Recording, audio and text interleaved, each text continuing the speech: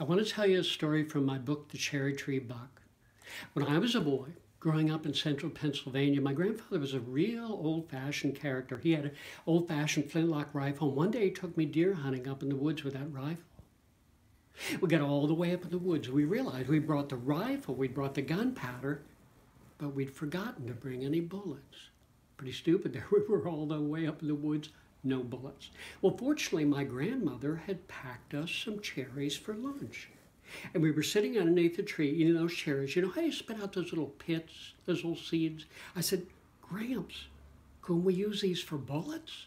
He said, I like that kind of thinking. It was worth a try. He took one of those hard cherry seeds, dropped it down the barrel of the gun, took the ramrod and shoved it down there. And we waited underneath that tree, and sure enough, we looked up ahead, and a great big deer with big antlers came walking out of the woods. My grandfather raised that rifle. He sighted in on that deer's chest, and he held his breath, and he pulled the trigger, and that smoke went off just fine. And when I looked, I could see that deer was standing there like he wasn't even hurt, except he was shaking his head back and forth like this. I looked, and I could see the hair on top of that deer's head. It was roughed up a little bit like this. And I realized what had happened. Instead of that seed going into the body where my grandfather dammed to go a little bit high, and that little tiny cherry seed had flown through the air and stuck in the skin on top of that deer's head. Well, that deer came to his senses and he ran off. We thought that was pretty strange. But the next year, we were out walking around through that same part of the woods, and we looked, and in the spring, there was a cherry tree in full blossom walking down the trail toward it, and we looked. It was that deer with a little tiny cherry tree growing up out of the top of his head. And I realized what had happened. Probably in the spring, some rain fell on his head naturally. That little tree just sprouted right up out of the top of his head. And a little later on in the season, we got a dozen little red cherries hanging in between his antlers there. Well, we decided we were going to protect that deer because even in central Pennsylvania, we very rarely get a deer with a cherry tree growing out of the top of his head. So we put signs all over the land. We prevented the hunters from coming up there, and they respected that. And that deer grew up pretty well. And then one year, my grandfather and I were inside. This was during the hunting season. We were eating breakfast when we heard a sound out in the cornfield behind our house. Sounded like a modern rifle. And we looked out our window, and there was a hunter walking down out of our woods into our cornfield.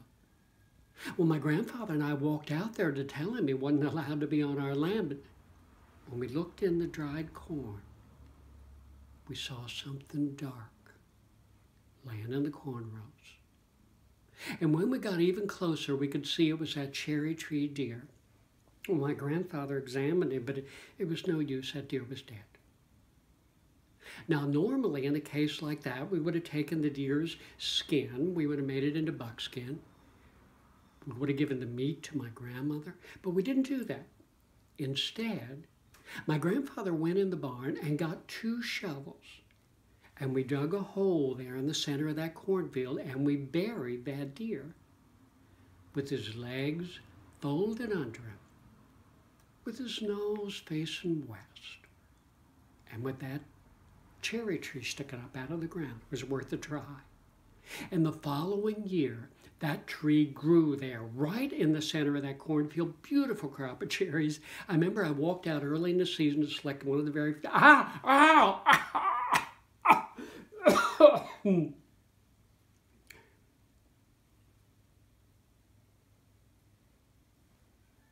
little curvy looking things. I decided I'd select another one there. Ow! Ow! Ow!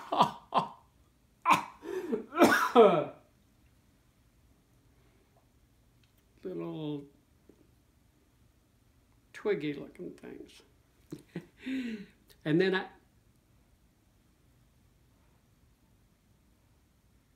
I looked, and I could see Every one of those little individual cherries had a little set of deer antlers on them. And they were perfectly good cherries. There was nothing wrong with them. The only problem was by the time you had de-pitted and de-antlered those cherries, it would take you all afternoon to get enough for a pie. And we still have a few of those antlers. We keep them around the house. We use them for toothpicks when company comes over.